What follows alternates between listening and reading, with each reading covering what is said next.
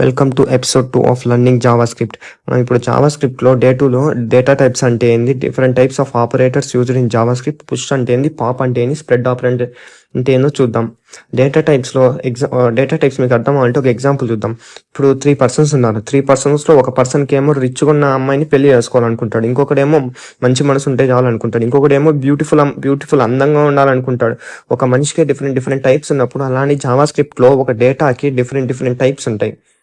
ఇప్పుడు జావాస్క్రిప్ట్లో data టైప్స్లో 2 types ఉన్నాయి. ఒకటి primitive data type, reference data type. Primitive data టైప్లో మనకి into, float, Boolean, character, undefined అనేవి ఉంటాయి. రిఫరెన్స్ డేటా టైప్లో స్క్వేర్ బ్రాకెట్, నార్మల్ బ్రాకెట్స్ ఉండేదాన్ని రిఫరెన్స్ డేటా టైప్ అంటాం. ఇప్పుడు ప్రిమిటివ్ డేటా టైప్ అంటే ప్రిమిటివ్ డేటా టైప్లో ఉన్న ఇంటూ, ఫ్లోట్ అంటే ఇప్పుడు సపోజ్ మీరు ఏదైనా బ్రౌజర్లో లాగిన్ అవుతున్నప్పుడు దాంట్లో మనకు నేము, ఈమెయిల్ ఐడి, ఫోన్ నెంబర్ అడుగుతుంది కదా. దాంట్లో నేమ్ అనేది ఒక క్యారెక్టర్, ఫోన్ నెంబర్ అనేది ఒక నెంబర్. దాంట్లోనే ప్రిమిటివ్ డేటా టైప్స్ అంటాం. రిఫరెన్స్ డేటా టైప్స్ అంటే ఎగ్జాంపుల్ అరే అనేది ఒక స్క్వేర్ బ్రాకెట్లో మన డేటాని స్టోర్ చేస్తాం. సో దాన్ని మనము రిఫరెన్స్ డేటా టైప్ అంటాం.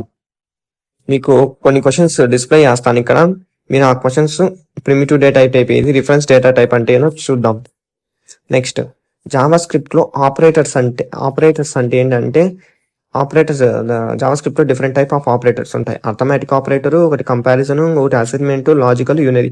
అర్థమెటిక్ అంటే ప్లస్ మైనస్ నార్మల్, కంపారిజన్ అంటే greater than, less than. Assignment operators అంటే ఫస్ట్ ఇక్కడ డబుల్ ఈక్వల్ ఉంది కదా, డబుల్ ఈక్వల్ టు అంటే కంపేర్ చేస్తుంది. ఇప్పుడు a double equal to b, a equals to 10, b equals to 10, రెండు ఈక్వల్గా ఉన్నాయి కాబట్టి వాల్యూస్ దాన్ని ట్రూ అని ప్రింట్ చేస్తుంది. ఈ నార్మల్ సింగిల్ ఈక్వల్ టు అంటే ఇప్పుడు a equals to 10, b equals to 20 అనుకో, ఏ ఈక్వల్స్ టు బి అని మెన్షన్ చేసి బి యొక్క వాల్యూని ఏలో స్టోర్ చేస్తుంది. లాజికల్ ఆపరేటర్స్ అంటే మనము చదువుకున్నవే ట్రూ అవుతుంది, ఫాల్స్ అవుతుంది, అలానే సేమ్. నెక్స్ట్ దాని ఇంప్లిమెంటేషన్ పార్ట్లో చూద్దాం ప్రాక్టికల్గా. స్ప్రెడ్ ఆపరేటర్ అంటే ఇట్ కాపీస్ ద డేటా. ఇప్పుడు ఎగ్జాంపుల్ ఇక్కడ చూసినట్లయితే మీరు వేర్ ఏ ఈక్వల్స్ టు 1, 2, 3, 4 తీసుకున్నాం. సేమ్ ఇక్కడ ఉన్న డేటాని మనం ఈ వేర్ బి అనే దాంట్లో స్టోర్ చేసుకున్నాం. దానికి స్ప్రెడ్ ఆపరేటర్ అనేది వాడతాం. ఇప్పుడు నువ్వు ఏదైనా ఏదానికి ఒక ఆపరేషన్, ఏదైనా ఫంక్షన్ తీసుకొని దీన్ని సాల్వ్ చేయాలనుకున్నా దీని మీద మనకి ఎఫెక్ట్ అవ్వదు. ఇక్కడ ఏ వాల్యూ ఉందో ఇక్కడ అదే డిస్ప్లే అవుతుంది. దీనికి ఫంక్షన్స్ అనేది అప్లికబుల్ కావు. నువ్వు ఏదైనా ఆపరేషన్ యూస్ చేస్తే దానికి అప్లికబుల్ కావు. మనము స్ప్రెడ్ ఆపరేటర్ని డాట్ 3 డాట్స్ తో రిప్రజెంట్ చేస్తాం. మనం దీన్ని ప్రాక్టికల్ ఇంప్లిమెంటేషన్ లో చూద్దాం. అథమెటిక్ ఆపరేటర్స్ లో first where a equals to 10 తీసుకున్నాం, వేర్ బి ఈక్వల్స్ టు 10 తీసుకున్నాం. ఫస్ట్ అడిషన్ చేద్దాం. Console dot log of a plus b. A plus b అంటే 10 ప్లస్ 20, 10 మనకు అవుట్పుట్ ఏమొస్తుంది, 20 వస్తుంది. సేమ్ అలానే console dot log of a minus b, console dot log of a into b, console dot log of a divided by b, console dot log of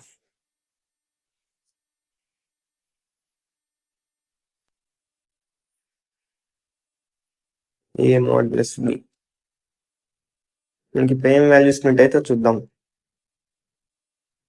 చూడండి, a plus b 20, a minus b 0, a divided a into b 100, a divided by b, a modular b. A modular b అనేది remainder, ఇది coefficient.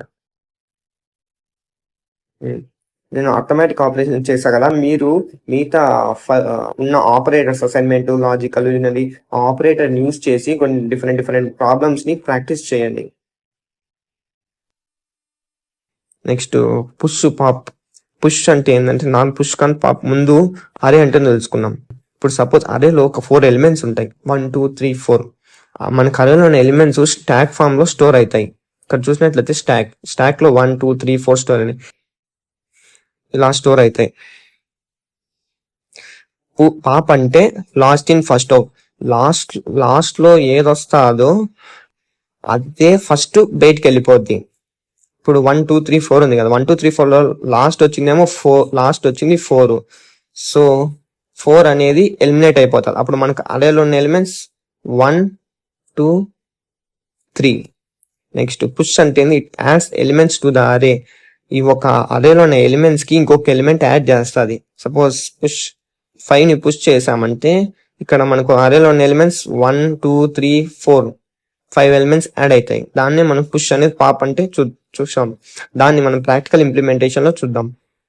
ఏదో చూద్దాం. ఏ equals to 2, 3, 4 తీసుకున్నాం. Next flag v equals to ఏ.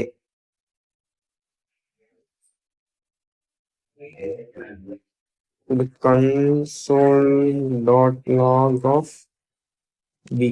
మనకి ఏం print అవుతుందో చెప్పండి.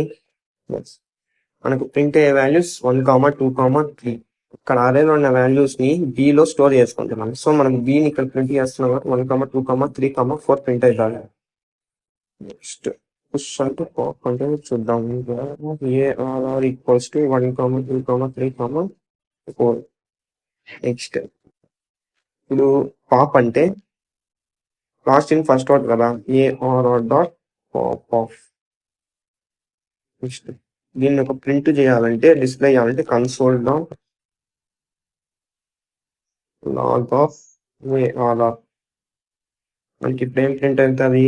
1, 2, 3.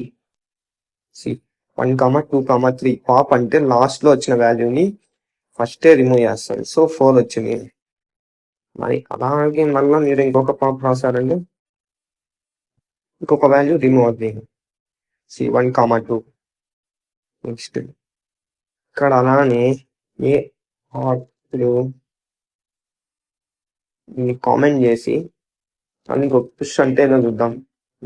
ARR equals to 1, 2, 3, 11, 2, 3. ఇప్పుడు AR dot push of 5. console.log of ARR. ఇప్పుడు మనకి ఏం ప్రింట్ అవుతుంది? 11, 2, 3, 5. 11, 2, 3, 5. ట్రై చేద్దాం. 5, 6. 5, 6. రెండు ఎలిమెంట్స్ ని ఆ స్టాక్ లోకి పుష్ చేసింది. ఇప్పుడు అదే స్ప్రెడ్ ఆపరేటర్ అంటే చూద్దాం.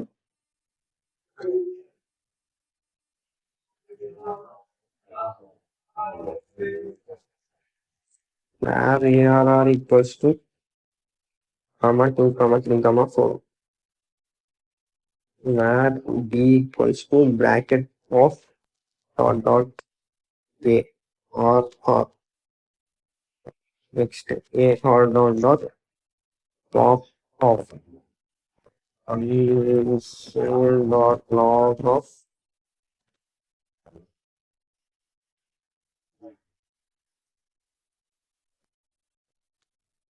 console.log of ARR.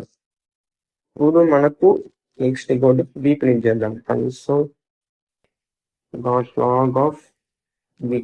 మనకి ఇప్పుడు ఏ వాల్యూస్ ప్రింట్ అవుతాయి అంటే 1, 2, 3 అరే డాట్ పాప్. అరేలో ఉన్న వాల్యూస్ ని పాప్ చేస్తాం అంటే మనకు ప్రింట్ అయ్యేది 1, 2, 3 ప్రింట్ అవుతాయి. నెక్స్ట్ బి వాల్యూ ప్రింట్ చేసినప్పుడు ఇక్కడ అనేది ఏంటంటే మనకు కాపీ అనే ఆపరేటర్ స్ప్రెడ్ ఆపరేటర్ యూజ్ చేసాం. ఈ అరేలో ఉన్న వాల్యూస్ ని ఇక్కడ స్టోర్ అవుతాయి. ఈ పాప్ అనేది దీనికి అప్లికబుల్ కాదు. అవుట్పుట్ లో చూస్తే మిస్టేక్ ఉంది.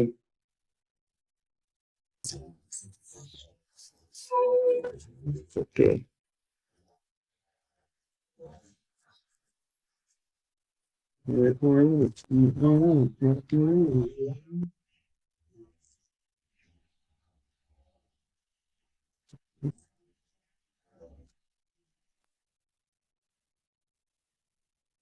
ఇక్కడ 1, 2, 3 సెకండ్ మనకు బి వాల్యూ, ఇది ఏ వాల్యూ ప్రింట్ అయింది. That's all. స్ప్రెడ్ పుష్ అంటే పాప్ అంటే